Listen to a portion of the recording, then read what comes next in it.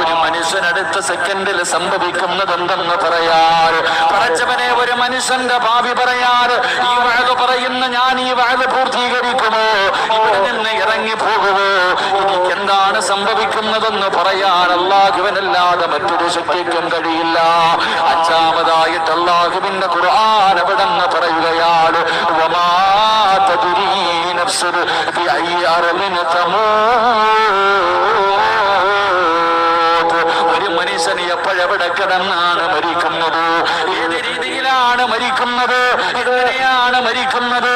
എന്റെ പ്രിയമുള്ളവരെ, എന്റെ മരണം പ്രവചിക്കാറ് ആ മരണത്തിന്റെ അടയാളം പറയാനല്ലാതെ ഇന്ന സമയത്ത് ഞാൻ മരിക്കുമെന്ന് പറയാ അല്ലാഹുവിനല്ലാതെ മറ്റൊരു ശക്തിക്കും കഴിയില്ല എന്ന് വിശുദ്ധമായ ഖുർആൻ പറയുമ്പോ, എന്റെ പ്രിയമുള്ള സഹോദരങ്ങള്, എപ്പോഴെവിടെ വെച്ചാണ് മരണം വരുന്നതെന്നറിയില്ല. എല്ലാവർക്കും മരണം നിർബന്ധമാണല്ലോ. നമ്മുടെ ജീവിതത്തിലേക്ക് ഒരിക്കലും മരണം കടന്നു വരുമല്ലോ. എല്ലാവർക്കും വിശ്വാസമാണ്. കാരണം അല്ലാഹുവാണ് പറഞ്ഞത്, കുല്ലു നഫ്സിൻ ദാഇഖത്തുൽ മൗത്ത്. മരണമുണ്ടെന്ന് പറഞ്ഞത് അല്ലാഹുവാ. ആർക്കും സംശയമില്ല, ലോകത്തുള്ള ഒരു മനുഷ്യനും സംശയമില്ല. എല്ലാവർക്കും ഒരു ദിവസം മരണമുണ്ടെന്ന് എല്ലാവർക്കും അറിയാം. എന്റെ പ്രിയമുള്ളവരെ, ഏത് കോലത്തിലാണ് വരുന്നതെന്നറിയില്ല. അത് വഅദ് പറയുന്ന സദസ്സിലാണോ, വഅദ് കേൾക്കുന്ന സദസ്സിലാണോ, വീട്ടിൽ കിടക്കുന്ന സമയത്താണോ, വാഹനത്തിലാണോ, റോഡിലാണോ, ബാത്റൂമിലാണോ, ഹോസ്പിറ്റലിലാണോ, എപ്പോഴെവിടെ വെച്ചാണ് മരണം വരുന്നതെന്നറിയില്ല. എല്ലാവരും വളരെ സന്തോഷത്തിലാണ്.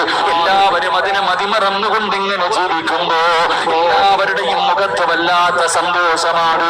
എല്ലാവരും വല്ലാത്ത ആനന്ദത്തിലാണ്. അതുകൊണ്ട് എന്റെ പ്രിയപ്പെട്ട ചെറുപ്പക്കാരാ, കവി ചോദിക്കുകയാണ്, കുല്ലും സബ്ബഹു ഫീ അജ്ലിഹി വൽ മൗതു അദിനാ മിൻ ശിറാകി നഅലിഹി. സന്തോഷത്തോടെ നീ ചിരിച്ച് കളിച്ചിങ്ങനെ നടക്കുമ്പോ നിന്റെ ഭാര്യയുടെ കൂടെ, നിന്റെ മക്കളുടെ കൂടെ, കൂടെ പിറപ്പിന്റെ കൂടെ നീ സന്തോഷത്തോടെ ഇങ്ങനെ നടക്കുമ്പോ കാലിൽ കിടക്കുന്ന ചെരുപ്പിൽ എന്റെ പൊന്നുമോനെ നീ നോക്കാത്തത്, ആ കാലിൽ കിടക്കുന്ന ചെരുപ്പിന്റെ ബാറുണ്ടല്ലോ, നിന്റെ കാലിന്റെ തൊലിയോട് എത്ര അടുത്ത് കിടക്കുന്നു, അതുപോലെ മരണം നിന്റെ കൂടെയുണ്ടെന്ന് മഹാന്മാര് പറഞ്ഞു വരുമ്പോ, എന്റെ പ്രിയപ്പെട്ട മുസ്ലിമേ,